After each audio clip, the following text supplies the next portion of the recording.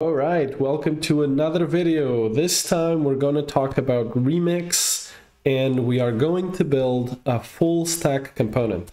Not only that, we're going to make it so that this full stack component is not only an importable component anywhere on the app, it also serves as its own route so that you can use nested routing if you so want. All right, so let's take a look at this code right here. So this is no big deal. It's pretty standard code for for Remix. We have a loader, we have an action. It's got some data inside with a string, and then we're getting that data from the loader, we're getting that data from the action, and then we're just rendering that. So pretty standard. Now, if you're not familiar with Remix, the way this works is, as opposed to Gatsby, Remix, when you hit this route, what Remix will do is it will call the loader on the server, get the data from the loader, get the data inside the component, render the component on the server, render all the HTML with all the data, and then send that to the client or to the browser. So that's why if I refresh this, you see that the route loader data is not flashing, right? Because it already comes, what's the word? Inserted, fulfilled, rendered, whatever. It already comes from the server. So as opposed to something like Gatsby, where first you render all the HTML, then you rehydrate React, and then you make a fetch request to the server, and then you load that data into the client, into the browser. We're going to see that actually happening in a second, and we're going to be able to see a very clear difference. Okay, and then we have a form with a submit button, and if we submit data to the action, we can get the data from the action. So let's do that, and sure enough, we get the route action data. All right, no big deal. Now let's create another component. Let's call it full stack. And this component will be pretty much the same thing as this one, with a few differences. Let's see. First, we don't want to call it index. Let's call it full stack. And for now, let's call it full stack route. We don't want this div. This is fine. And instead of route data, let's do full stack loader data and full stack action data. Okay, let's visit the route, see if it's working. All right, so it's working, right? And this data is being immediately rendered because it comes in the payload. And then if we click the get action data, we are getting the data from the action. Okay, pretty cool. Now, what we want to do is we want to be able to import a component from this route, and we want that component to load data from this loader and to get data from this action. So let's see how that works. So let's try and put the full stack route here. Actually, we don't need to call it full stack route because this is the default export. So we can just, I don't know if it's gonna, yeah, it's not gonna, I guess we can say route for now and it will import that. But because this is the default export, we can call it whatever we want. Okay. It worked in the sense that we are indeed rendering this component on this side, on the index. That's fine. But it's not working in the sense that, whoops, we're getting the route loader data, right? So we're getting, I guess I should call it index loader. That's a route too. That makes more sense. So we're getting the index loaded data. Okay, we don't want that. And if we click the get action data, we're also getting the index action data. Okay, so let's fix that. The route is still working. We didn't change any code here, so the route will still work, right? So it's loading data from the right loader in action, but the index is not working correctly. Okay, let's build a component. Let's call it full stack. Full stack. And this is pretty much gonna be the same. It's gonna be pretty much the same, but with a few key differences. Okay, first of all, we need to export it. And we need to import it here. Now, if we just do it like this without brackets, this is importing the default export. So we're importing into the full stack variable this component. That's not what we want anymore. This just serves for the route, and it works perfectly. We want to put brackets around it so that we are importing this named export, right? So this is what we want. And if we do that, I mean, the code is the same, so we're essentially doing the same thing, and we essentially have the same problem, right? But now we have the code is separated, so we can actually fix the code here. So this still works as a route. Let's fix this code here. So now we want to make sure that this, whatever data is coming from the loader, is coming from this loader, not that loader. Okay, so let's do that. So we don't need loader data anymore. We actually need to use fetcher. And I guess we could call this loader data fetcher, or just loader fetcher or something like that. We need to import that, of course. And I'm just going to call it loader fetcher so that it's a little shorter. And the way the fetcher works, I can actually show you. The fetcher has all of this stuff. It has a form, has data, load, state, submission, submit, and type. What we actually want is the data. And then if there is some data, meaning if we did indeed load some data, I want to access the data key. So this might be a bit confusing because I call this data, but this data always exists inside the fetcher. This data is the potential field that might or might not exist coming from the loader.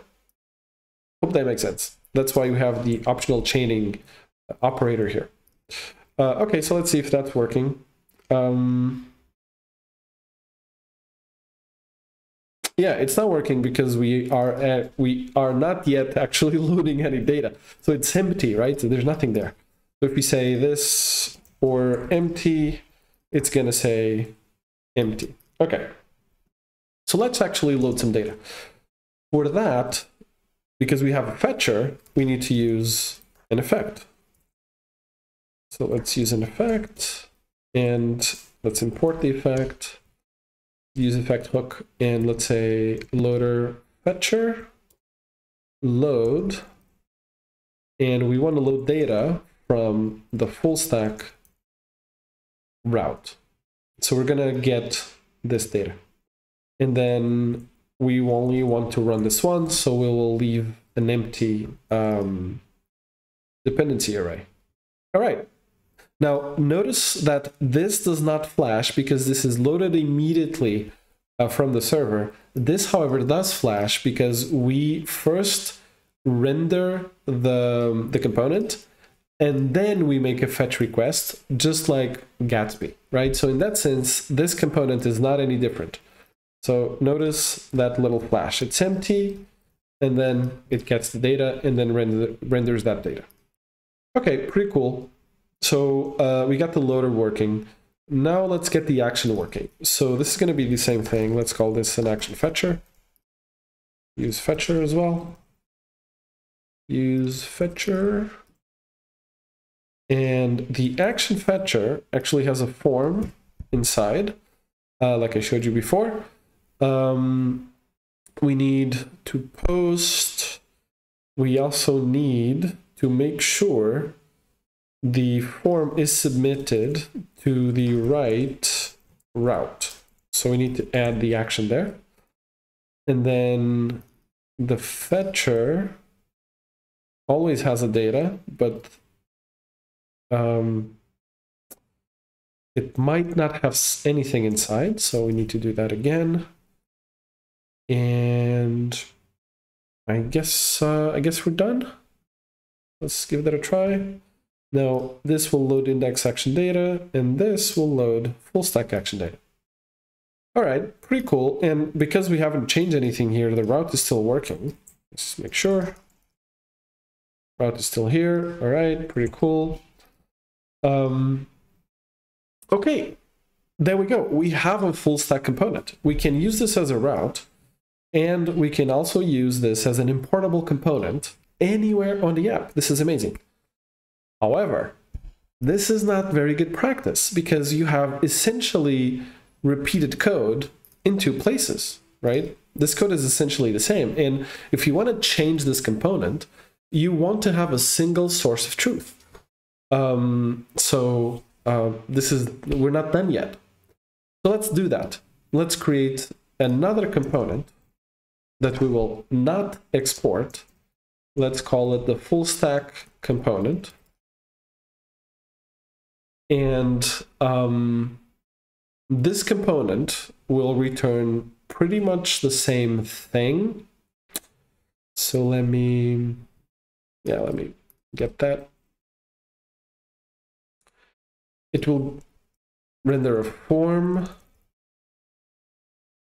It will get some data. So let's call this loader data. It will get some action data. And I guess that's it. Now we only need to get this, and that, the loader data, the action data, and the form from the props. So let's get loader data, action data, and the form. And let's make TypeScript happy. It's going to be a long name, props. And then we want the loader data is just a string. I'll explain this in a second. The action data. Just bear with me for a minute. And the form, just type of form, whatever form is. Whatever that form is, this is the same shape. Okay, so, and then of course, just want to put the props there. Okay. Okay, pretty cool. Now, some explanation here. Why is loader data a string and action data a string? Because what we are actually receiving are those strings, or this variable, right? This data. And I need to be able to distinguish between them, so I call them loader data and action data. The only kind of problem here is that please do not confuse this loader data and that action data with these two. Okay. Okay, let me finish building this and everything will become clear. So now we can just render the full stack component. Everything is there, yeah. And we just need to add some props. So let's give it loader data. And the loader data is not this. Okay, so we're on the fetcher. So loader fetcher data. So it's the actual data, right? Does that make sense? And then here, action data, and this is going to be the action fetcher. And the form is going to be the loader the action fetcher form. Okay. And then we do the same thing here. And this is, of course, loader data, action data. And if there is an action data, we want that data. And this is just the form. Oh, I made a mistake here. This is string or undefined because we might not have action data. All right, so just to be clear, this loader data, this variable here, is not that one, is the data inside it. And the same thing for the action data. But for a lack of a better name, I just called it loader data and action data. Okay, so now we have a route that just uses that full stack component and this component that just uses that full stack component as well. And we have a single source of truth, this works as both a full stack component and a route. So get action data, we get it from the route, get action data, we get it from the full stack route. And then if we go to the full stack route, it still works. All right. So now you can use this component, you can import that component wherever you want in your app. You can use it as its own route with nested routing. You have all the capabilities available to you. All right, I hope this was useful. See you guys in the next one.